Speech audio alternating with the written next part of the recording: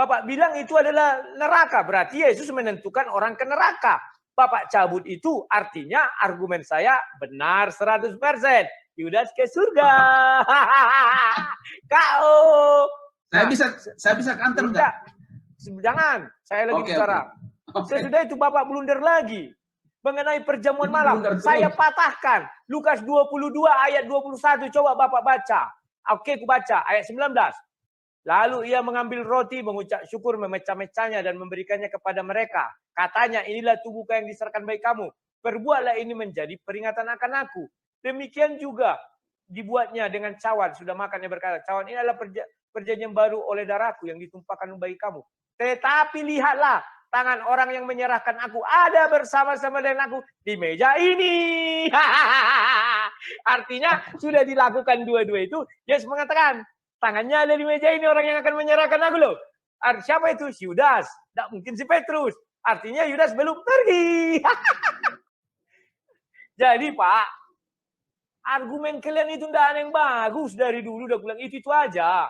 Udah, sekarang saya bahas mengenai Yohanes 13 ayat 18. Ya kan? Bapak sampai menghapus video Bapak karena saya tulis di bawahnya apa?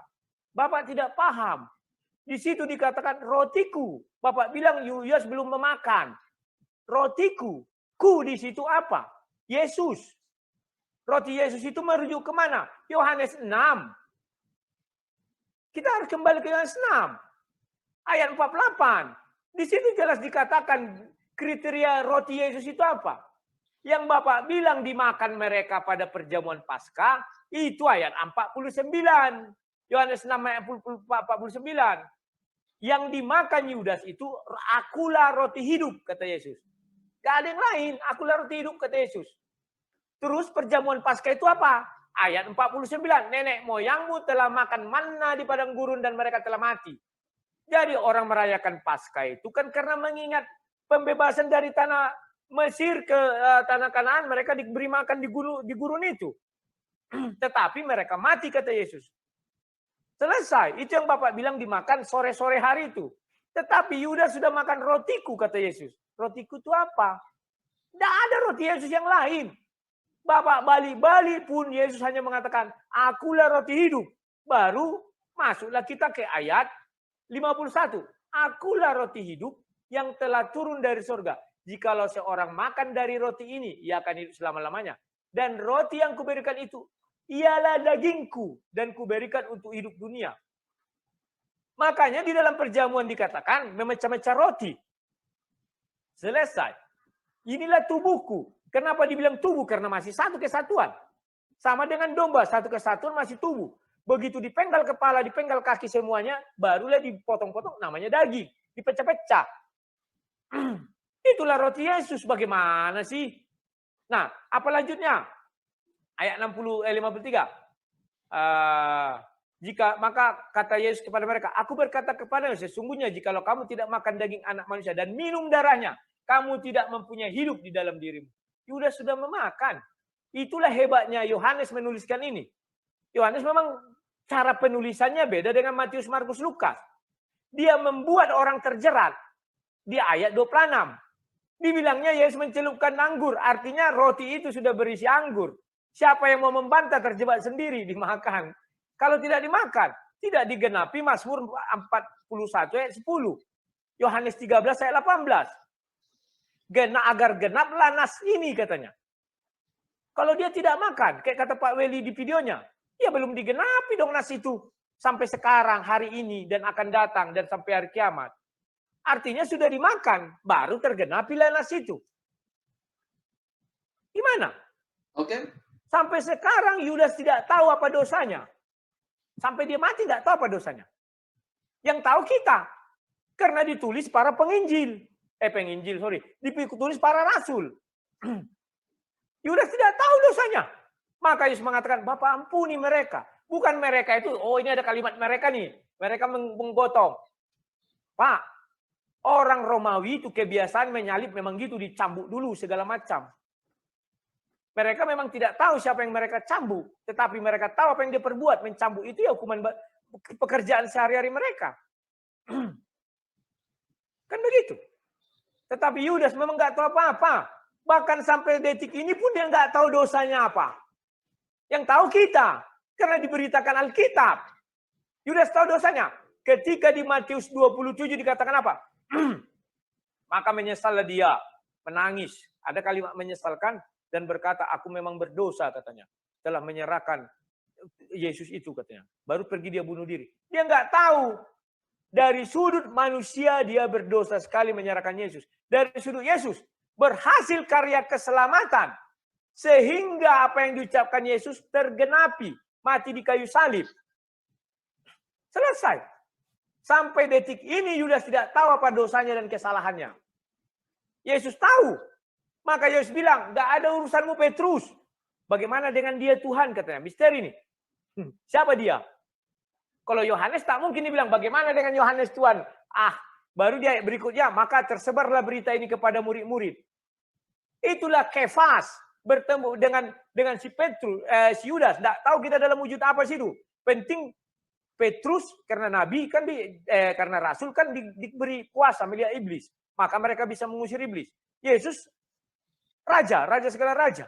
Tuhan bisa melihat apa? Roh. Iblis kan roh. Misalnya. Maka Yudas kita tidak tahu bagaimana. Itu misteri. Bagaimana dengan dia Tuhan? Bagaimana dengan nasi anak itu? Kan gitu. Udah usah kau urus itu. Urusanku itu kata Tuhan. Selesai. Oke, ini Pak, maaf Pak. Karena sesuai kesepakatan kita kan 1,5 jam. Ini tinggal 2 menit lagi. Baru 1,5 jam. Sudahlah kita akhiri saja dengan kalimat penutup dari Pak Weli 2 menit. Dari saya 2 menit. Silakan. Bagaimana? Saya mau ngurus anak saya dulu. Memang demam anak saya. Sayang Pak, ini nggak sempat tuntas. Ya, Oke. Nggak apa-apa. Nanti kita buat sesi sekali lagi kalau nggak tuntas. Kalau begini ceritanya ya boleh juga ke depan, tapi kalau bentuk seperti ini Harus komitmen. Harus Untuk komitmen. kita melihat lebih jauh lagi. Nah, tadi Ya kan saya komitmen jam 5. Apa yang nggak komitmen? saya sekarang ya. 1,5 jam, 1,5 Saya jam. sekarang ya. Sekarang closing statement berapa? Berapa jam? Berapa menit? Ntar dulu. Nggak usah Saya banyak-banyak. belum memberikan tanggapan. Jangan Oke, lah, oke, Pak. oke. Ini waktunya sudah 1,5 Ya. jam. Nggak, saya minta maaf sekali lah. Izinkan saya karena anak saya demam. Kalau orang demam, anak-anak kecil Pak yang kita takutkan step. Jadi kami jaga terus dia. Oke. Sekarang saya jaga. Ya. Tapi bukan kita yang mengundurkan diri. Ya. Ya. Oke. Kalau Bapak mau mengatakan saya salah, saya siap. Misalnya, sang debater kalah, enggak apa-apa. Silakan. Bukan Yang penting kalah. kita sudah sportif 1,5 jam. Iya, 1,5 jam. Ayo, silakan closing statement dari Pak Weli 2 Jadi begini. menit. Ya, dari 2 menit semua, ya, 2 menit. Dari semua video atau semua pemaparan seperti ini, kita mungkin debaters dan juga ada teman debaters mengerti seperti ini. Tapi ini tidak sesuai dengan kaidah-kaidah yang ada di dalam Alkitab itu. Melihat firman Tuhan, teksnya seperti ini, kemudian dibantah seperti ini. Ya, seperti tadi, saya mengulangi tadi ya. Waktu di dalam Yohanes 17 ayat 12, sekali lagi. Saya tidak pernah mengatakan bahwa Yesus menentukan Yudas atau Yudas itu ditentukan binasa. Tidak. Kenapa diulang-ulang begitu? Ya, kedepannya tidak boleh begitu. Jadi dikatakan tadi Yudas itu memang dinyatakan binasa karena dia tidak percaya. Nah itu pembahasan tadi. Tidak dikatakan bahwa saya mengatakan bahwa Yudas itu sudah ditentukan menurut Alkitab. Tidak ada Alkitab seperti itu. Ya. Lalu kedua tadi dikatakan bahwa Yesus itu ya rotiku itu tidak benar kalau roti perjamuan itu menunjuk kepada tubuh Yesus dalam arti akulah roti hidup di dalam Yohanes 6. Wah itu sangat jauh. Ya, roti perjamuan dan roti Paskah itu bukan menunjuk kepada, itu simbol roti literal dipakai di dalam perjamuan Paskah dan juga perjamuan malam. Dan perjamuan Paskah, perjamuan malam itu berbeda. Perjamuan Paskah itu roti itu dicelupkan di pinggang. Sudah berkali-kali itu memang dijelaskan. Sedangkan dalam perjamuan malam itu roti itu dipecah-pecahkan. Dari waktunya juga berbeda. Di perjamuan Paskah itu, saya sebut tadi evening itu, tapi di dalam perjamuan malam. Dan waktu perjamuan malam itu Yudas sudah tidak ada. Dia di akhir perjamuan Paskah itu sudah pergi. Sehingga tidak tepat. Kronologinya di Matius. Tetapi kesimpulannya itu ditulis Lukas. Lukas memang berbeda menulis dengan Matius. Contoh itu ada di dalam Kejadian ya. Kejadian, kalau di sana Kejadian 1 itu menulis kronologi penciptaan manusia dan segala isi bumi ini. Tapi Kejadian 2, kalau Kejadian 1 dikatakan ini analogi. Kejadian 1 dikatakan manusia dicipta terakhir. Tapi kalau Kejadian 2 dicipta pertama seolah-olah, lalu kemudian diberikanlah taman di Eden dan seterusnya. Tapi bukan ini pembahasannya. Begitu juga kronologinya adalah di Matius.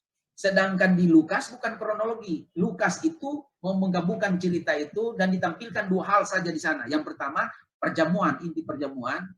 Dan yang kedua Sudah, 2 menit, Pak. Yang kedua adalah Sudah 2 menit. yang sudah yang menyalibkan dia. Baik, Oke, nanti ke closing terakhirnya adalah